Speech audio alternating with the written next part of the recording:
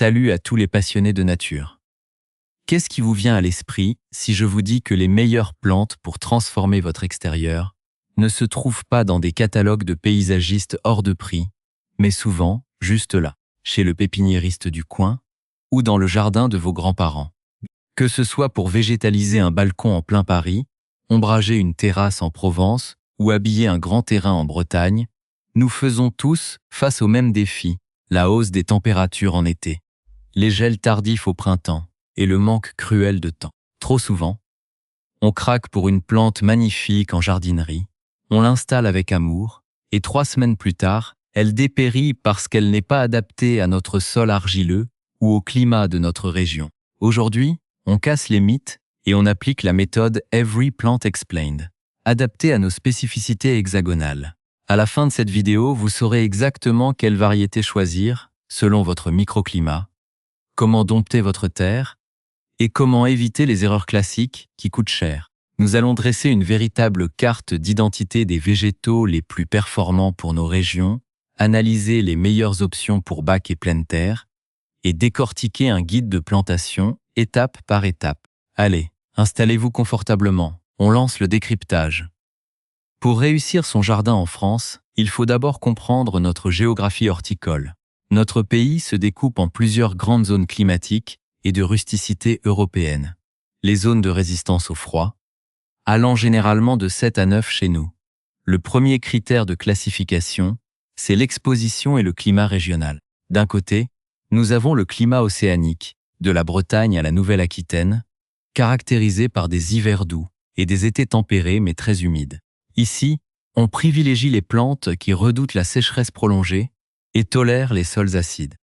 De l'autre, le climat méditerranéen impose des végétaux capables de résister à des vagues de chaleur intenses et à des sols calcaires, caillouteux et drainants. Entre les deux, le climat continental, Grand Est, Auvergne-Rhône-Alpes, demande une double exigence, une résistance aux gelées sévères à l'automne et en hiver, parfois en dessous de 15 degrés, et une tolérance aux étés lourds.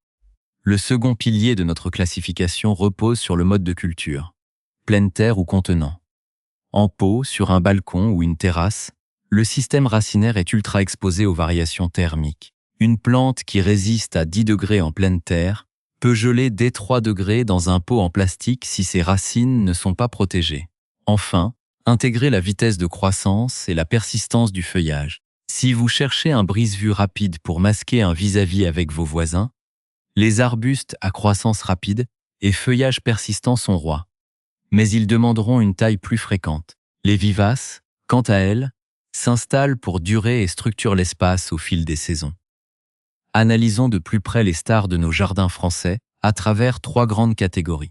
D'abord, les plantes de climat méditerranéen et résistant au manque d'eau, comme le laurier rose, la lavande ou le romarin. Leurs avantages sont évidents. Ils adorent le plein soleil, supportent la sécheresse et repoussent naturellement certains nuisibles grâce à leurs huiles essentielles. En revanche, leur principal inconvénient est leur intolérance absolue à l'humidité stagnante en hiver. Si votre sol français est lourd et argileux, comme c'est souvent le cas dans le bassin parisien ou le sud-ouest, leurs racines vont pourrir. Il leur faut un arrosage modéré en été et quasi nul en hiver, une taille légère après la floraison et aucun engrais chimique, sous peine de les voir faire du feuillage au détriment des fleurs. Ensuite, nous avons les reines de l'ombre et du climat océanique, les hortensias, hydrangeas et les camélias. Avantage, une floraison spectaculaire et une excellente rusticité. Inconvénient, ils exigent un sol frais, riche en humus et idéalement acide, la fameuse terre de bruyère. En période de canicule, l'arrosage doit être régulier, de préférence à l'eau de pluie, pour éviter le calcaire du robinet qui fait jaunir leurs feuilles, la chlorose. Enfin, zoom sur les arbres fruitiers de petite taille ou adaptés aux contenants, comme les agrumes en pot, citronniers des 4 saisons, ou les pommiers colonnaires. Ils apportent une touche gourmande incroyable, même sur un balcon. Leur entretien demandera de la rigueur, un arrosage suivi car un pot sèche vite, une fertilisation organique régulière, un bon compost ou du lombricompost au printemps, et une protection hivernale avec un voile d'hivernage pour protéger le pot du gel direct.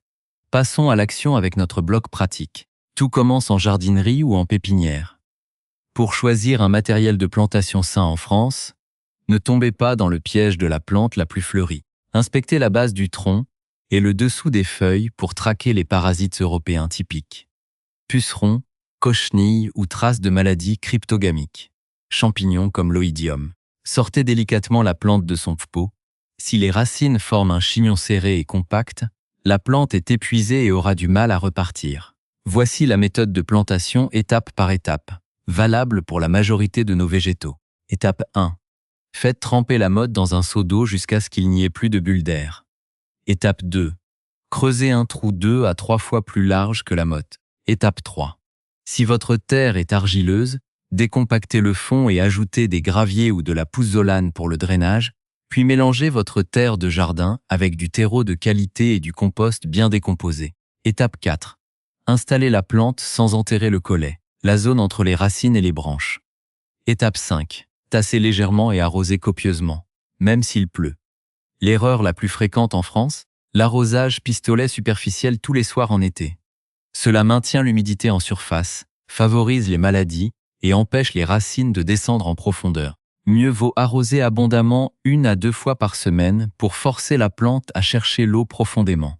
En résumé, réussir son jardin ou son aménagement extérieur en France n'est pas une question de chance, mais d'observation et de logique. En adaptant vos choix à votre zone de rusticité et à la nature de votre sol, vous faites déjà la moitié du chemin. Pour vous accompagner tout au long de l'année, voici votre checklist saisonnière. Au printemps, on nettoie les arbustes, on apporte du compost et on installe les nouvelles vivaces. En été, on paille généreusement le sol pour limiter l'évaporation et on arrose aux heures fraîches, tard le soir ou tôt le matin. À l'automne, c'est le moment idéal pour planter les arbres et arbustes. À la Sainte-Catherine, tout bois prend racine. Et en hiver, on protège les pots du gel et on taille les arbres fruitiers hors période de gelée. La nature a une capacité de résilience incroyable.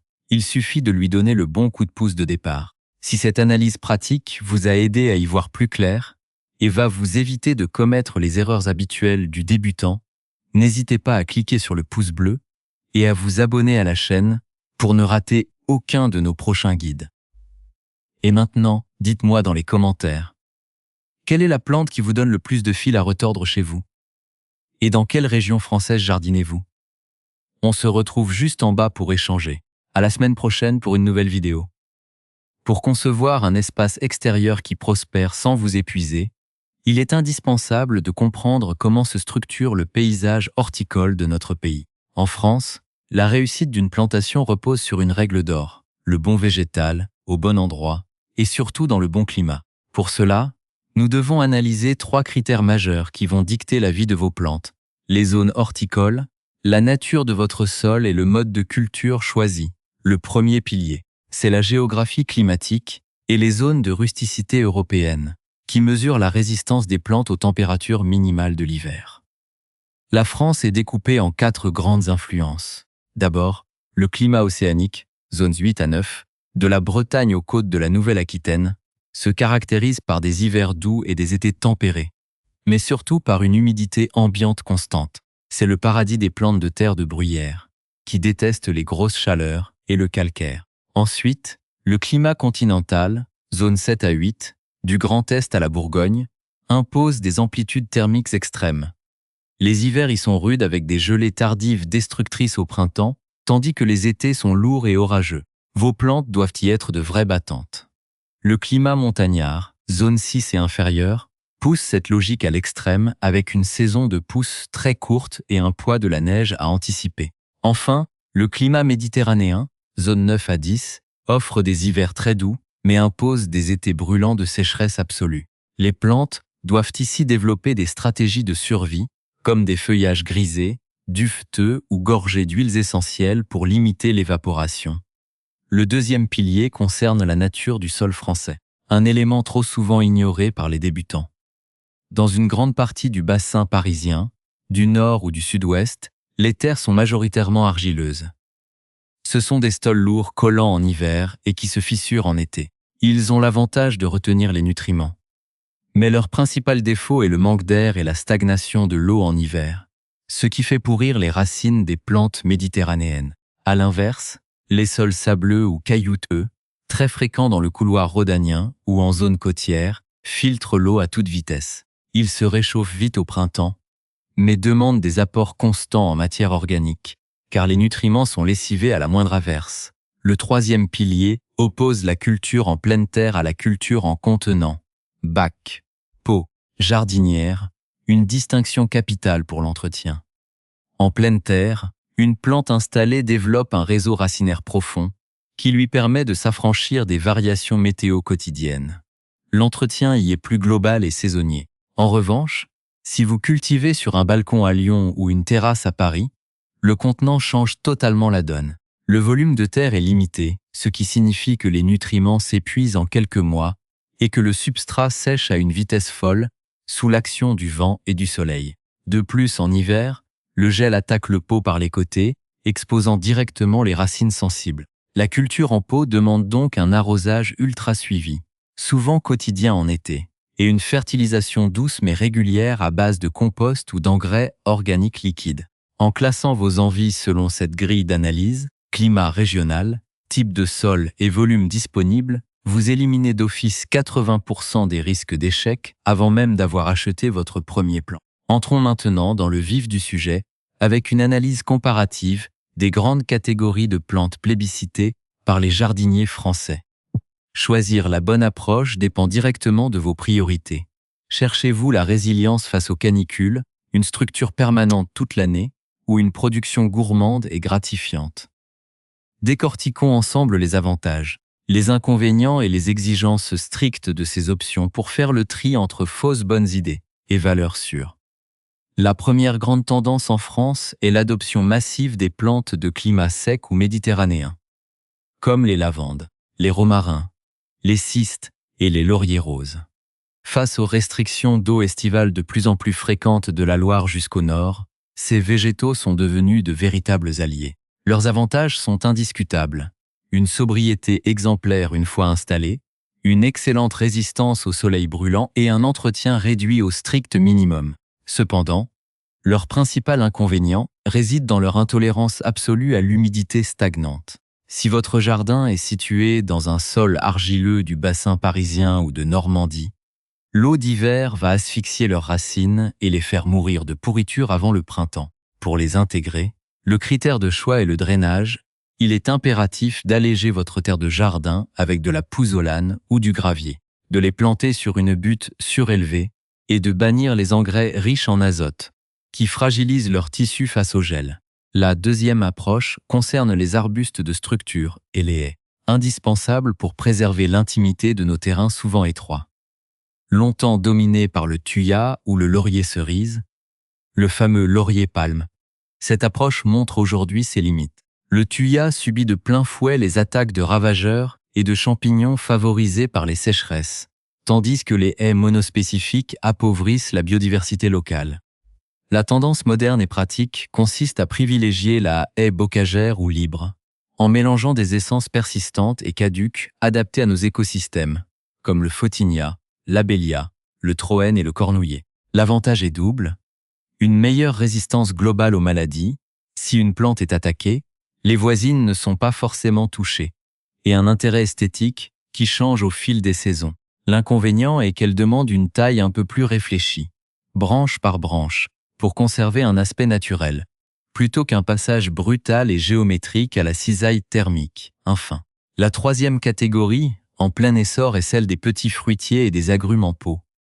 Parfait pour les balcons et terrasses urbaines. Un citronnier des 4 saisons ou un pommier colonnaire sur une terrasse à Bordeaux ou à Lille, c'est le succès garanti si l'on respecte leurs règles du jeu. L'avantage est esthétique et gustatif, mais l'inconvénient reste leur forte dépendance. Le critère de choix ici est votre disponibilité. Ces plantes exigent un arrosage régulier à l'eau non calcaire pour éviter la chlorose, le jaunissement des feuilles, un rempotage tous les 2 ou 3 ans, avec un terreau enrichi de compost, et surtout une stratégie d'hivernage. Hors de la Côte d'Azur, un agrume ne passera pas l'hiver dehors sans protection. Il faudra impérativement envelopper son pot pour protéger les racines du gel et couvrir sa ramure d'un voile d'hivernage double épaisseur, ou le rentrer dans une pièce lumineuse et non chauffée, comme une véranda ou un garage équipé d'une fenêtre. Passons à la mise en pratique dans vos jardins et sur vos balcons. Tout commence par l'achat de vos végétaux. En France, le réflexe classique est de foncer en grande surface horticole au printemps et de craquer pour le plant le plus grand et le plus fleuri. C'est une erreur tactique. Un végétal en pleine floraison dans son petit pot en plastique consacre toute son énergie à ses fleurs, au détriment de ses racines. Privilégiez plutôt des sujets plus jeunes, trapus, dotés d'un feuillage bien vert et sans boutons ouverts. Inspectez scrupuleusement la base de la tige et le dessous des feuilles à la recherche des indésirables de nos régions. Pucerons, cochenilles farineuses ou feutrage blanc de l'oïdium. Retournez le pot. Si les racines s'échappent en masse par les trous de drainage ou forment un chignon compact à l'intérieur, refusez le plant, car sa reprise en terre sera longue et difficile. Pour la plantation, appliquez une méthode rigoureuse qui garantit le succès. Étape 1. Plongez la motte de la plante dans un seau d'eau pendant 10 minutes pour chasser les bulles d'air et réhydrater le cœur du substrat. Étape 2. Creusez un trou équivalent à 3 fois le volume du pot. Ne vous contentez pas de faire un trou à la taille exacte de la motte, surtout dans nos sols argileux. Sinon, vous allez créer un effet pot, où les racines tourneront en rond, sans pouvoir percer la terre d'origine. Étape 3. Griffez les parois du trou pour les ameublir. Étape 4. Mélangez la terre extraite avec un bon terreau de feuilles et 2 poignées de compost bien mûr ou de fumier décomposé. Étape 5. Installez la plante en veillant à ce que le collet ne soit pas enterré. Puis tassez légèrement à la main et arrosez généreusement avec un arrosoir entier pour sceller la terre autour des racines. L'arrosage et la fertilisation sous nos latitudes demandent de casser de mauvaises habitudes bien françaises. L'erreur la plus répandue consiste à arroser un petit coup tous les soirs en été avec le pommeau du tuyau d'arrosage. Cette humidité superficielle s'évapore en quelques heures, maintient un climat humide propice et les fongiques sur le feuillage, et habitue la plante à développer ses racines en surface. La règle d'or sous le climat français réchauffé, c'est d'arroser abondamment mais moins souvent.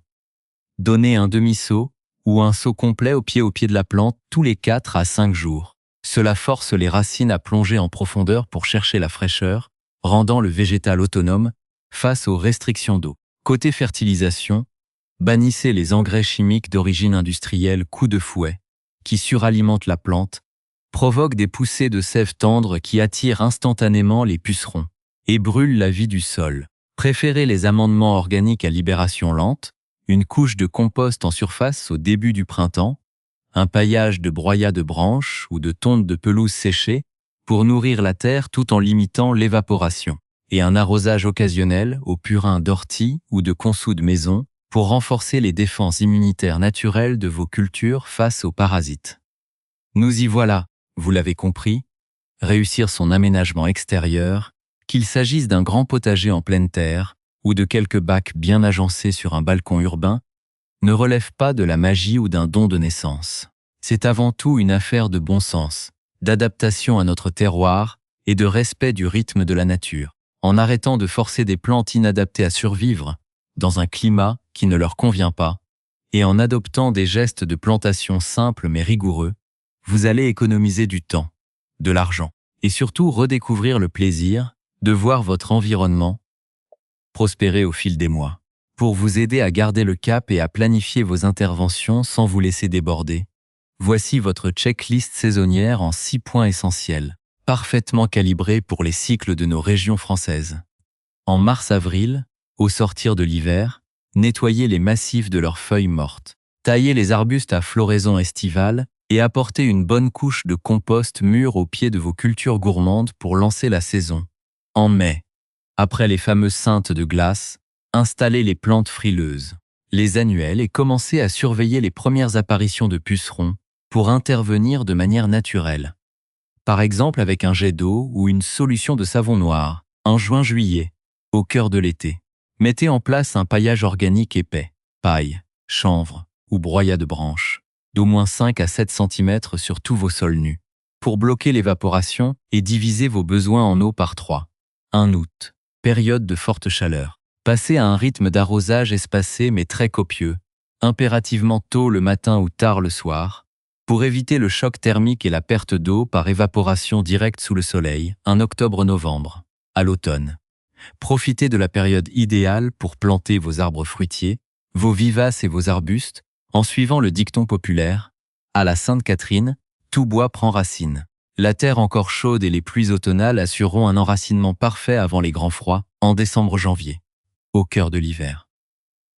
Protégez les bulbes et les racines de vos plantes en pot les plus fragiles à l'aide d'un paillage de feuilles mortes ou de voiles d'hivernage. Et profitez-en pour nettoyer et désinfecter vos outils de jardinage. Le jardinage est une école de patience et d'apprentissage continu. Chaque échec est simplement une information que votre jardin vous donne sur son sol ou son exposition. Maintenant, c'est à vous de jouer et de faire vivre cette communauté de passionnés. Dites-moi dans les commentaires, quelle est la plante qui vous donne le plus de fil à retordre chez vous? Et dans quel département ou région française jardinez-vous? On se retrouve juste en bas pour échanger nos astuces, c'est s'entraider. Si cette vidéo vous a donné les clés pour booster votre extérieur, n'oubliez pas de vous abonner à